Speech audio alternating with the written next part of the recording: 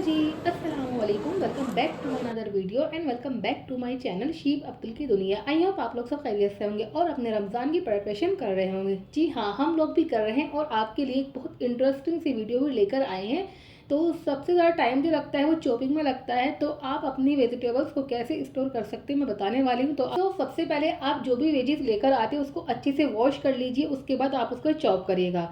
तो अगर ऐसे बॉक्स आपके पास हैं, क्योंकि हम लोग जो सामान लेकर आते हैं ये उन्हीं में बॉक्स आते हैं, तो मैं फेंकती नहीं हूँ, मैं रख लेती हूँ, तो वही काम आ जाते हैं मेरे तो, ठीक है। और जैसे रिलायंस वगैरह होते हैं तो वहाँ पर ये चॉपिंग की हुई भी वेजिटेबल्स मिलती हैं, तो आप वहाँ से भी इन्हें परचेज कर सकते हैं अगर आप जॉब वगैरह करते हैं या आपके पास बिल्कुल भी टाइम नहीं होता है तो। या आप इनको जिप लॉक वाला जो पैक होता है उसके अंदर भी स्टोर करके रख सकते हैं, ठीक है। तो हमने यहाँ पर एक बॉक्स का यूज़ किया है और जब आप वेजीज को वॉश कर लेंगे उसके बाद आप इसको चॉप करेंगे तो आपको कम से कम 2 आवर्स के लिए बाहर ही रखना है, ताकि जो भी उसका पानी हो वो आराम से ड्राई हो जाए। आपको कोई भी सब्ज़ी गीली बिल्कुल भी नहीं रखनी है, वरना आपकी जो सब्जियां होती है वो नीचे से ख़राब हो जाती हैं, ठीक है। तो यहाँ पर सारी सब्जियों को अच्छे से चॉप कर लिया था, उसके बाद इन सबको ड्राई कर लिया था और फिर बॉक्स में डालकर रख दिया था। और कम से कम 15 डेज़ तक बिल्कुल ठीक रहती हैं, और 15 डेज़ बहुत होते हैं, इससे ज़्यादा हमें रखा हुआ सामान नहीं खाना चाहिए, ठीक है। तो यहाँ पर टमाटर को भी मैंने ऐसे ही किया था, इनको अच्छे से वॉश कर लिया था और 2 आवर्स के लिए मैंने ऐसे ही बाहर रख दिया था, ताकि इनका जो पानी है वो अच्छे से ड्राई हो जाए और फिर मैं इनको स्टोर कर दूँगी।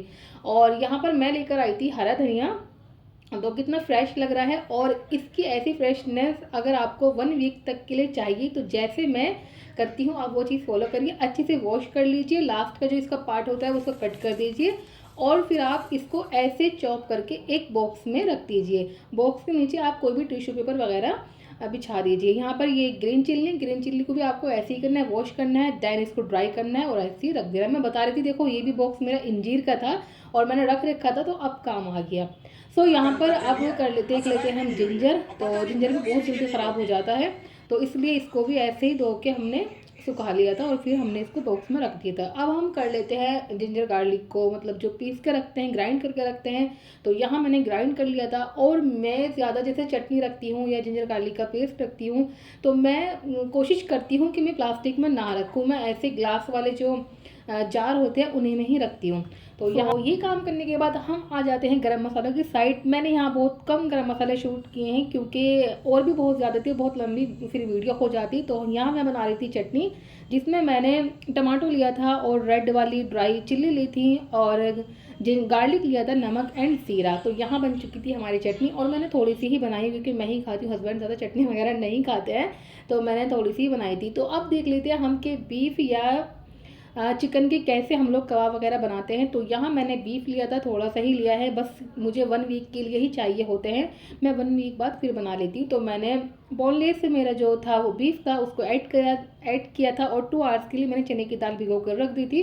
देन मैंने सारे गरम मसाले इसमें ऐड कर दिए थे, ठीक है। और इसके बाद मैंने इसमें एक आलू को कट करके भी ऐड किया था और मैंने कम से कम इसमें 7 से 8 विसल लगाए थे, क्योंकि यहाँ पर गोश्त ना बहुत देर से गलता है, तो बहुत टाइम लग जाता है यहाँ पर गोश्त गलाने में।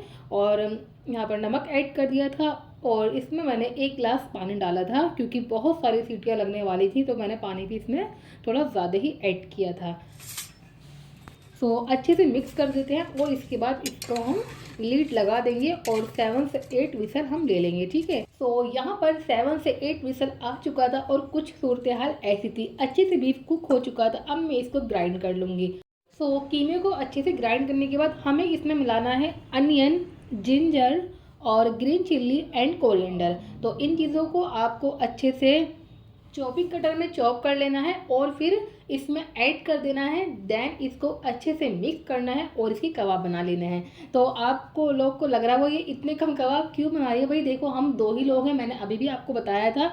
तो हम ये कबाब भी 1 वीक तक चलेंगे और मैं खाना इतना ही स्टोर करती हूँ कि सिर्फ 1 वीक तक चले, इसके बाद मैं और बना लेती हूँ। तो और भी चीज़ें इंशाल्लाह बनाऊंगी, हो सका तो आप लोगों के साथ ज़रूर शेयर करूँगी। बस मुझे ऐसा लगता है कि रमज़ान में अगर मैं वीडियो बनाऊँगी तो मेरा बहुत सारा टाइम वॉइस ओवर में एडिटिंग करने में ही चला जाएगा, तो मेरा फोकस जो रहेगा इंशाल्लाह इबादत पे ज़्यादा रहेगा एंड वीडियो पे कम रहेगा, क्योंकि वीडियो तो मैं पूरे साल बना सकती हूँ, बट इबादत जो है, रमज़ान वाली इबादत मैं इसी महीने में कर सकती हूँ, ठीक है। तो यहाँ पर देखिए बातों बातों में कबाब सारे बन चुके हैं और एक एक कबाब हम अलग अलग रखेंगे, एक के ऊपर एक नहीं रखिएगा, कोशिश करिएगा। और फिर फ्रिज में रख दीजिएगा 1 घंटे के लिए। 1 घंटे के बाद आपको इसे किसी भी एयर टाइट कंटेनर में डाल के फ्रीज कर सकते हैं। तो ये तो हमारा हो गया सहरी का एहतमाम, जो हमें सहरी में चाहिए होते हैं, कबाब पराठा या चाय पराठा। तो मैं तो खैर ज़्यादातर राइस खाती थी शादी से पहले, बट शादी के बाद बहुत सारी चीज़ें चेंज हो जाती हैं, क्योंकि हस्बैंड रोटी खाते हैं, फिर मैं राइस खाऊं तो ऐसे मुझे अच्छा नहीं लगता, तो मैं रोटी ही खा लेती हूँ अब। और यहाँ पर मैं रख रही थी बीफ को स्टोर करके, और मैं आपको यही बता रही थी कि हाँ बीफ में कैसे रखती हूँ। तो मैं छोटे छोटे ऐसे ही कंटेनर ले लेती हूँ। तो उस हिसाब से कि मुझे अगर बोनलेस बनाना है तो मैं बोनलेस अलग रखूँगी, मुझे कीमा रखना है तो मैं कीमा अलग रखती हूँ, और मुझे अगर बोन्स मतलब मिक्स रखना है तो वो मैं अलग रखती हूँ। बट मैं कंटेनर भी यहाँ अलग अलग यूज़ करती हूँ, ताकि मुझे मतलब एकदम से सारे नहीं निकालने पड़े। जो एक से होते हैं तो फिर समझ नहीं आता कि कौन से में मैंने क्या रखा है। तो आप लोगों को इससे अच्छे सा आइडिया हो जाएगा कि कैसे हम लोग बीफ या चिकन को स्टोर कर सकते हैं। मैंने चिकन अभी नहीं मंगाया है कि पहले इसको मैं फिनिश कर लूँ, देन मैं चिकन मंगा लूँगी। आई होप आप लोगों को ये वीडियो पसंद आई हो तो प्लीज़ लाइक शेयर सब्सक्राइब कर दीजिएगा, और प्लीज़ अपनी दुआओं में मुझे याद रखिएगा। एंड मेरे लिए स्पेशल दुआ करनी है कि अल्लाह पाक मुझे औलाद से नवाजे। मिलती हूँ नेक्स्ट वीडियो में, तब तक के लिए अल्लाह हाफिज़।